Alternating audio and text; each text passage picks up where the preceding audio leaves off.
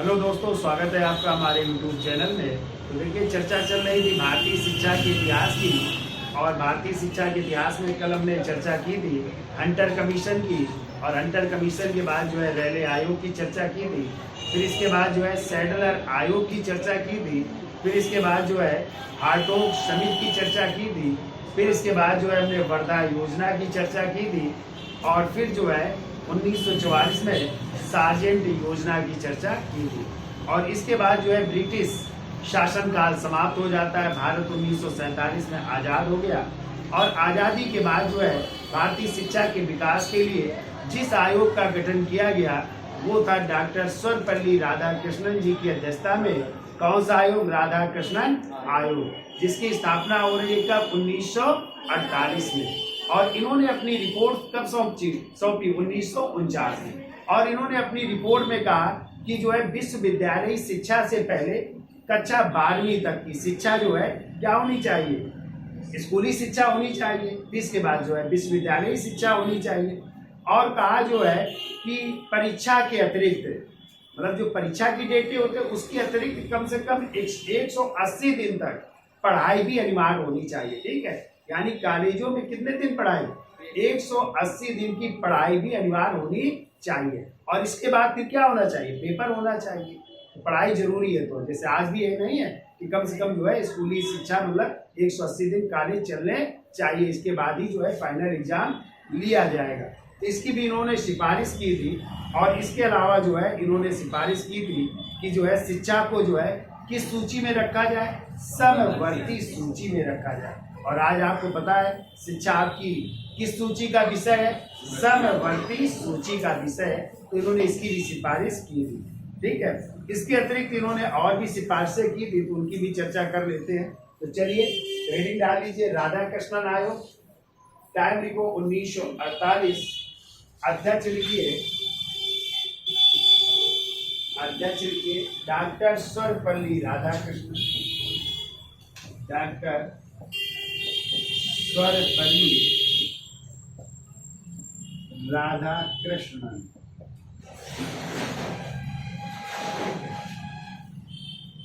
और इन्होंने अपनी रिपोर्ट सौंपी 1949 में। रिपोर्ट सौंपी। ठीक है, चलिए क्या क्या उद्देश्य थे, क्या क्या बातें थी इस रिपोर्ट में? तो पहला पॉइंट लिखिए, देखो, विश्वविद्यालय डिग्री कोर्स से पहले, विश्वविद्यालय डिग्री कोर्स के पहले 12वीं तक स्कूली शिक्षा, 12वीं तक स्कूली शिक्षा होनी चाहिए। ठीक है, फिर दूसरा इन्होंने सुझाव दिया कि जो है परीक्षा दिनों के अतिरिक्त, परीक्षा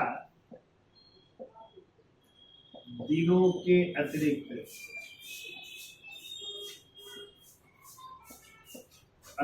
180 दिन तक, 180 दिन तक पढ़ाई अनिवार्य,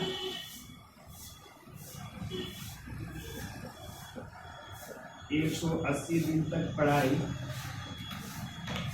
अनिवार्य होनी चाहिए। और इसके अलावा जो है इन्होंने तीसरा लिख लो, शिक्षा को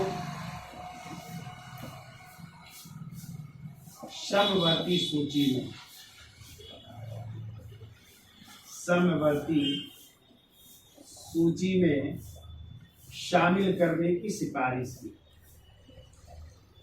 शामिल करने की सिफारिश। ठीक है, तो आज जो है शिक्षा की सूची का विषय है, समवर्ती सूची का विषय। ठीक है, फिर क्या इन्होंने कहा जो है कि प्रशासनिक सेवाओं के लिए, प्रशासनिक सेवाओं के लिए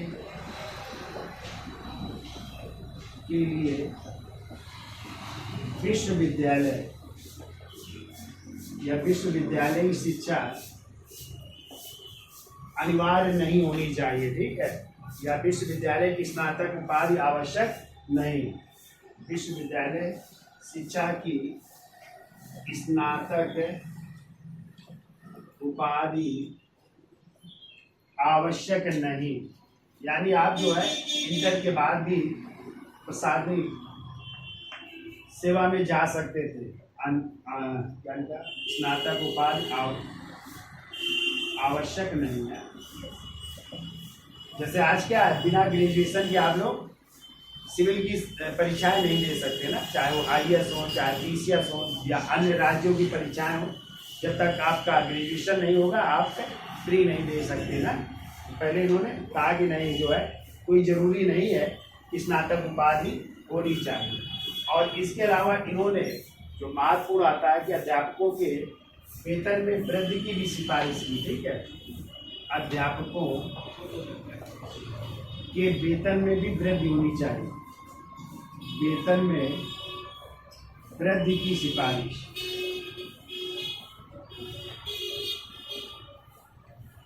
और इन्होंने जो है फिर UGC यानी यूनिवर्सिटी ग्रांट कमीशन के गठन की भी सिफारिश की। और इसी राधाकृष्णन आयोग की सिफारिश पर 1953 में आपका क्या गठन होगा, UGC का गठन किया जाएगा। ठीक है, अगला लिख लो 6वां नंबर। देखो UGC यानी विश्वविद्यालय अनुदान आयोग बनाए जाने की सिफारिश की।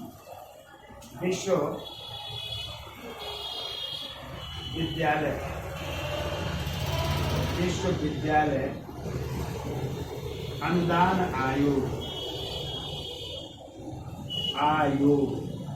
या इसी कहते हैं UGC,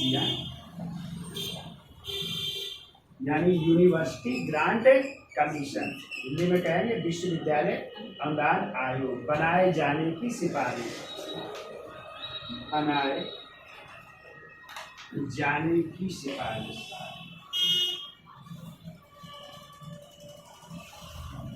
विश्वविद्यालय अनुदान आयोग बनाए जाने की सिफारिश। ठीक है, इतनी चीजें याद हो जाएगा। कब आया राधाकृष्णन आयोग? 1948 में। किसकी अध्यक्षता में? डॉक्टर सर्वपल्ली राधाकृष्णन। और इन्होंने अपनी रिपोर्ट कब सौंपी? तो लिख लो अगस्त 1949 में। ठीक है, अगस्त 1949 में। उद्देश्य क्या था? इन्होंने किसकी सिफारिश की? तो विश्वविद्यालय डिग्री कोर्स के पहले 12वीं तक स्कूली शिक्षा होनी चाहिए, इसके बाद डिग्री की शिक्षा भी होनी चाहिए। और कहा परीक्षा दिनों के अतिरिक्त कितने दिन? 180 दिन तक पढ़ाई भी होनी चाहिए। इसके अलावा कहा शिक्षा को किस सूची में रखा जाए? समवर्ती सूची में शामिल किए जाने की सिफारिश की। और कहा प्रशासनिक सेवाओं के लिए विश्वविद्यालय की स्नातक उपाधि आवश्यक नहीं है। ठीक है, और इसके अलावा अध्यापकों के वेतन में वृद्धि का सुझाव दिया।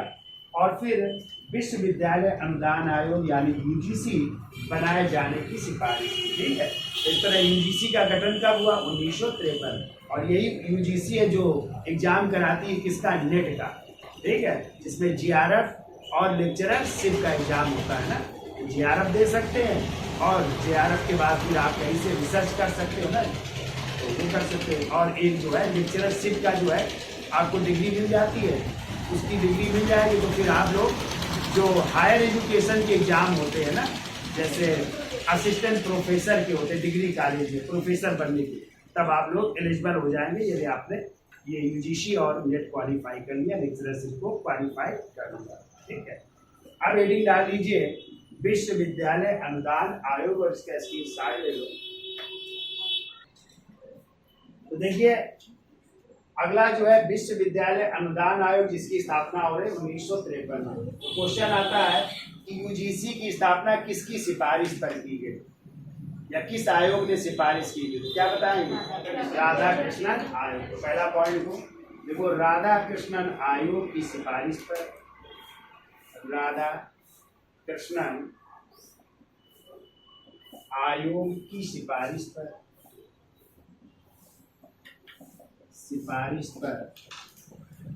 1953 में UGC का गठन किया गया। तो राधाकृष्णन आयोग की सिफारिश पर 1953 में UGC का गठन किया गया। ठीक है,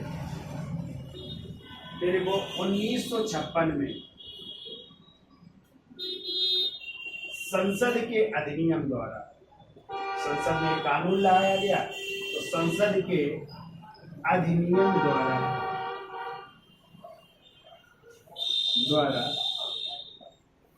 इसे स्वायत्तता प्रदान की गई या स्वायत्तता प्रदान करके एक अलग निकाय बना दिया गया। ठीक है, तो स्वायत्तता प्रदान कर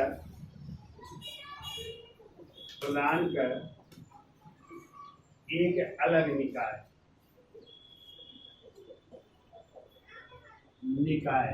बना दिया गया। ठीक है, तो आज कौन से एग्जाम करवाती है? नेट और वो नेट के एग्जाम करवाती है, जिसमें जीआरएफ और लेक्चरशिप के एग्जाम करवाती है। ठीक है, और इसमें जो है कहा गया कि धन की व्यवस्था केंद्र सरकार करेगी।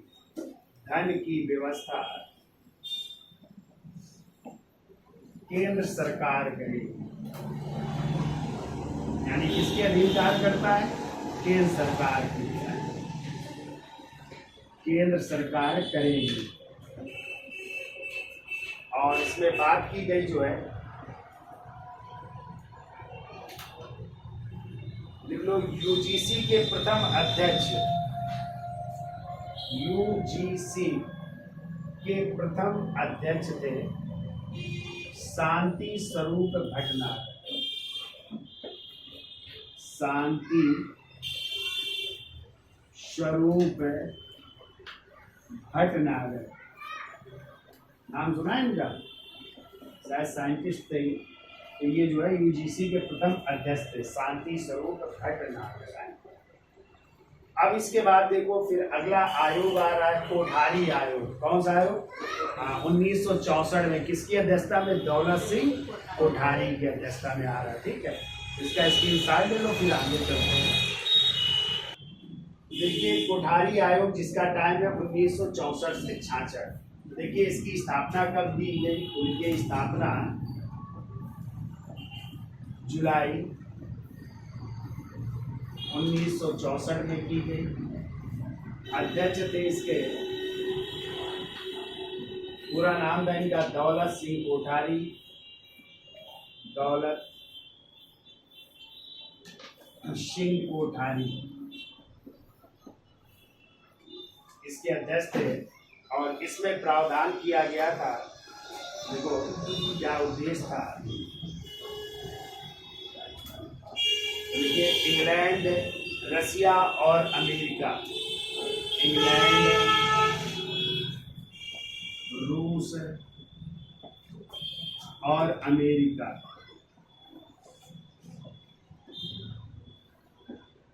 के शिक्षा शास्त्रियों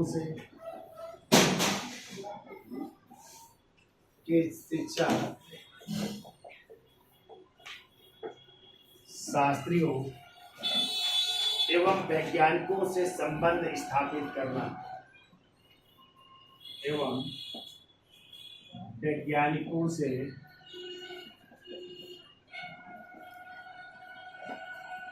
संबंध स्थापित करना।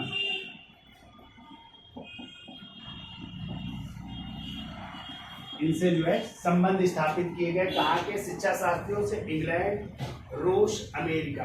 ठीक है, और इसमें जो है सहायक सचिव बनाए जा रहे हैं। सहायक सचिव वो बनाए गए थे यूनेस्को का जो सचिवालय था, JF मैकडोनल्ड को है। देखो, यूनेस्को सचिवालय के, यूनेस्को सचिवालय के थे, जिनका नाम था मैकडूगल, JF मैकडूगल। इनको बनाया गया था, सहायक सचिव बनाया गया था। ठीक है, तो ये बातें हुई थी कोठारी आयोग। इतना लिख लीजिए, ज्यादातर पूछा जाता है कब आया था? 1964 में। ठीक है, किसकी अध्यक्षता में? दौलत सिंह कोठारी। क्या बातें हुई? तो इंग्लैंड, रूस, अमेरिका के शिक्षा शास्त्रियों, वैज्ञानिकों से संबंध स्थापित किए गए। सहायक सचिव बनाया गया यूनेस्को सचिवालय के थे, JF मैकडूगल। ठीक है, अब देखिए, इसके बाद जो है भारत में राष्ट्रीय शिक्षा नीति आ रही है 1968 में। अब तक राष्ट्रीय शिक्षा नीति भारत में कितनी बार आ चुकी है? 3 बार। पहली बार आई 1968 में, दोबारा आ रही है 1986 में, अब तिबारा आपकी आई है 2020 में। कब आई है? 2020 में। तो ये 3 जो है शिक्षा नीतियाँ हैं। तो पहली चर्चा कर लेते हैं 1968 वाली है। तो देखिए राष्ट्रीय शिक्षा नीति आ रही है 1968 पर। तो किसकी सिफारिश के आधार पर लाई गई? तो लिखिए कोठारी आयोग की सिफारिश पर, कोठारी आयोग की सिफारिश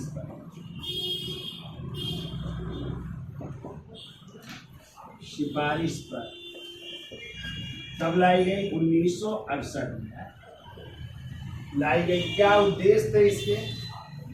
उद्देश्य लिख लीजिए।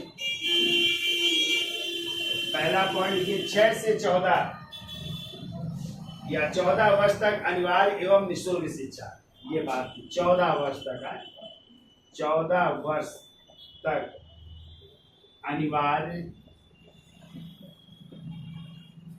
व निःशुल्क शिक्षा, निःशुल्क शिक्षा।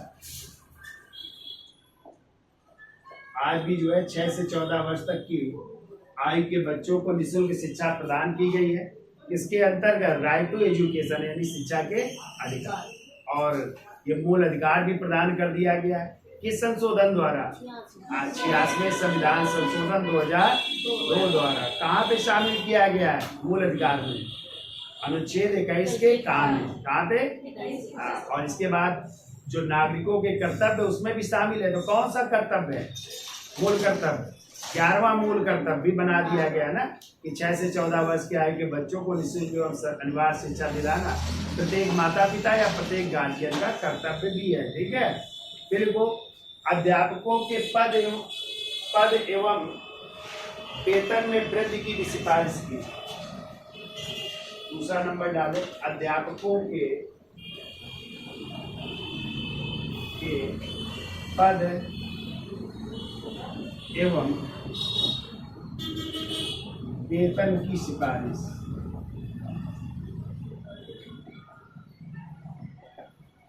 इसकी सिफारिश की गई। इसके अलावा मतलब वेतन में वृद्धि किया। वेतन का मतलब वेतन में वृद्धि कर देना, वेतन में वृद्धि की सिफारिश है। और अध्यापकों के पद भी होने चाहिए, पद भी बढ़ने चाहिए, इसकी सिफारिश की गई। फिर को विज्ञान तथा अनुसंधान शिक्षा का, विज्ञान एवं अनुसंधान शिक्षा को बढ़ावा देना है, इसकी भी बात की गई। इसके अलावा जो है कृषि एवं औद्योगिक शिक्षा के विकास की बात की गई। कृषि एवं औद्योगिक शिक्षा के विकास की, औद्योगिक शिक्षा का विकास।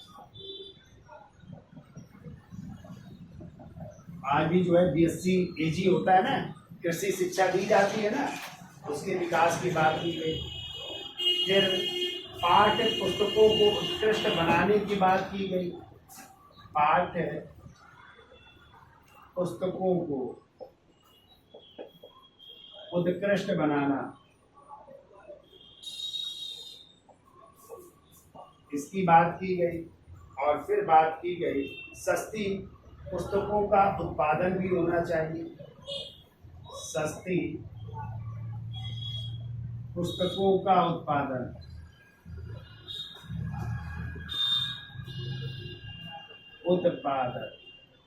इतनी बात की गई इस राष्ट्रीय शिक्षा नीति 1968 में। 14 वर्ष तक अनिवार्य व निःशुल्क शिक्षा, अध्यापकों के पद एवं वेतन में वृद्धि, विज्ञान एवं अनुसंधान की शिक्षा को बढ़ावा देने की बात, कृषि एवं औद्योगिक शिक्षा के विकास की बात, पाठ्य पुस्तकों को उत्कृष्ट बनाने की बात और सस्ती पुस्तकों के उत्पादन की बात। ठीक है। तो इसका स्क्रीनशॉट ले लो और आगे लिखिए नई शिक्षा नीति। तो देखिए नई शिक्षा नीति कब आ रहा है? 1966 1986 में। तो इस समय शिक्षा मंत्री थे केसी पंत, यानी कृष्णचंद्र पंत। तो उन्होंने 1986 में शिक्षा की इस योजना को प्रस्तुत किया था। तो देखिए पहला पॉइंट, शिक्षा मंत्री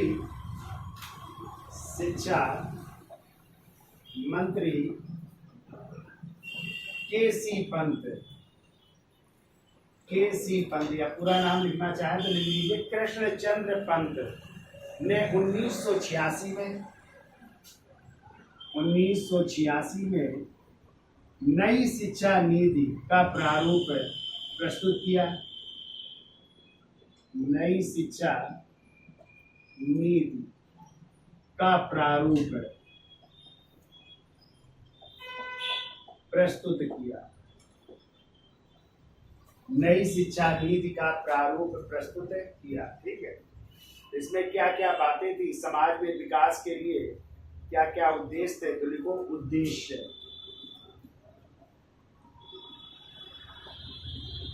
पहला पॉइंट लिखिए, सन 2000 तक साक्षरता को 56% करना। सन 2000 तक साक्षरता दर को 56% करना। आज तो काफी है साक्षरता दर, ठीक है। तो 2000 तक कितने परसेंट करना था? 56%। फिर दूसरा लिखो, प्रारंभिक शिक्षा का व्यवसायीकरण करना। प्रारंभिक शिक्षा का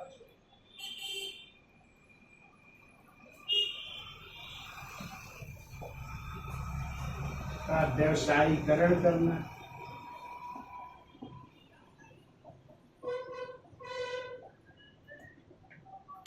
प्रारंभिक शिक्षा का व्यवसायीकरण करना, जिसके अंतर्गत 1990 तक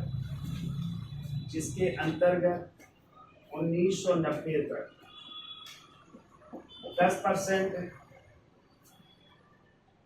और 1995 तक 25% छात्र इसकी परिधि में आए।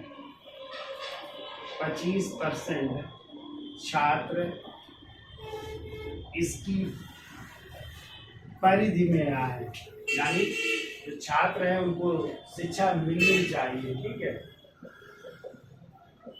पहले स्कूल कब जाते थे बच्चे ना, तो उनको ये था कि शिक्षा को और बढ़ावा दिया जाना चाहिए और इसका व्यवसायीकरण करना चाहिए और स्कूल खुलने चाहिए हर जगह, जिससे बच्चा जो है स्कूल जा सकेगा। दूर वाले कहते हैं दूर था तो नहीं जाते थे, पास होनी चाहिए। ठीक है, और क्या बात की, देखो उच्च शिक्षा में सुधार की बात की गई। उच्च शिक्षा में सुधार, तो ये बातें हुई 1986 की नई शिक्षा नीति में। और इसके बाद जो है अभी सन 2020 में नई शिक्षा नीति फिर आ गई है, 2020 की राष्ट्रीय शिक्षा नीति, तो उसकी भी संक्षिप्त में चर्चा कर लेते हैं। ठीक है, इसका स्क्रीनशॉट तो तुम लोगों को वो तो देखिए, नई शिक्षा नीति 2020 में आ रही है। तो इसके पहले जो है 2 शिक्षा नीति आ चुकी थी, जो आपने पढ़ी 1968 में, और दूसरी कब आई थी? 1986 में। और तीसरी आ रही है, कितने साल बाद आ रही है? ये लगभग 34 साल बाद जो है ये तीसरी शिक्षा नीति आ रही है। कब? 2020 में। ठीक है, तो इस समय जो है मानव संसाधन विकास मंत्री कौन थे? रमेश पोखरियाल निशंक थे। ठीक है, तो उनके द्वारा इस योजना को प्रस्तुत किया गया और इसका प्रारूप बनाया था के कस्तूरी रंजन ने। क्या नाम था उनका? के कस्तूरी रंजन ने बनाया था। और आपको पता है जो मानव संसाधन विकास मंत्रालय था, इसी समय उसका नाम भी चेंज किया जा रहा है, और मानव संसाधन विकास मंत्रालय का नाम चेंज करके क्या कर दिया गया? शिक्षा मंत्रालय कर दिया गया। क्या कर दिया गया? और इस शिक्षा मंत्रालय के प्रथम जो मंत्री बने वो यही थे, यानी शिक्षा मंत्री जो बने रमेश पोखरियाल निशंक को ही बनाया गया। और इसमें जो है शिक्षा के जो है मॉडल, यानी 10+2 इस शैक्षणिक शिक्षा के मॉडल में विभाजित किया गया, जिसमें 5+3+3+4 मॉडल को अपनाया गया। कौन से? 5+3+3+4 मॉडल को अपनाया गया। तो ये क्या थे मॉडल, इनकी भी चर्चा कर लेते हैं। तो लिखिए 22 जुलाई 2020 को 22 जुलाई 2020 को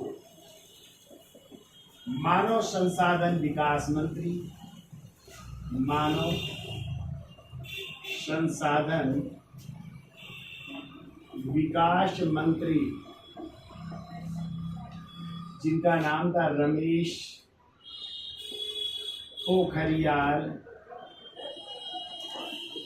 निशंक। तो देखिए, सॉरी यहाँ पे 29 जुलाई कर लीजिए। 29 जुलाई 2020 को कौन? मानव संसाधन विकास मंत्री रमेश पोखरियाल निशंक द्वारा नई शिक्षा नीति की घोषणा की गई। रमेश पोखरियाल निशंक द्वारा नई शिक्षा नीति की घोषणा की गई, जो 34 साल पुरानी राष्ट्रीय शिक्षा नीति, जो 34 साल पुरानी राष्ट्रीय शिक्षा नीति जो कब आई थी? 1986 में। जो 34 साल पुरानी राष्ट्रीय शिक्षा नीति 1986 को प्रतिस्थापित की गई है।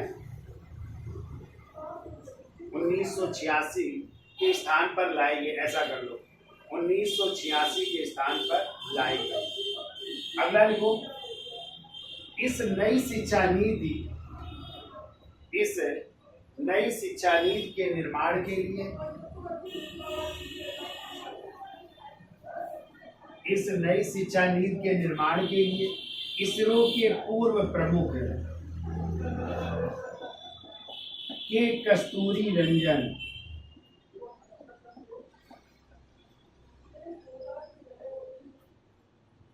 इसरो के पूर्व प्रमुख के कस्तूरी रंगन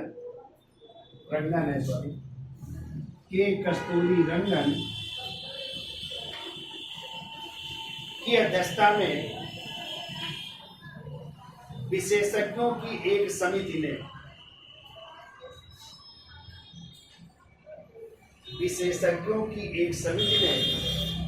मई 2019 को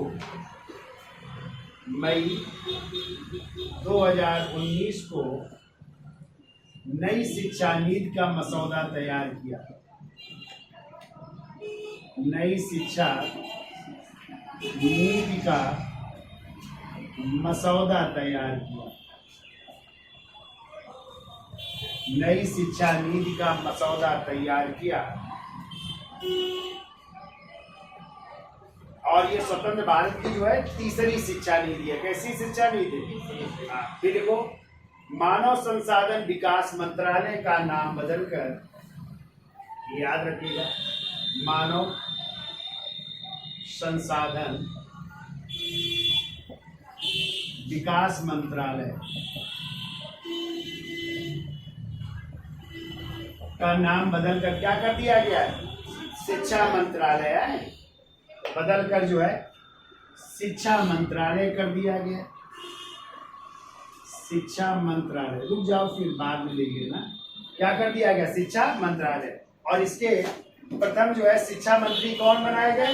तो रमेश पोखरियाल निशंक, ये पहले शिक्षा मंत्री बनते हैं। ठीक है, पहले शिक्षा मंत्री बने रमेश पोखरियाल। ठीक है,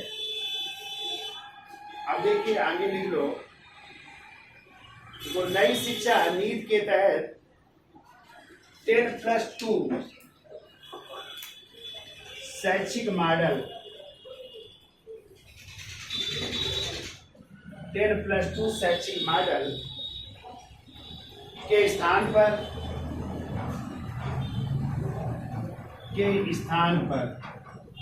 अब कौन सा मॉडल अपनाया गया है? तो 5 प्लस 3 प्लस 3 प्लस 4 मॉडल को अपनाया गया। ठीक है, अब ये क्या मॉडल है इसकी भी चर्चा कर लेते हैं।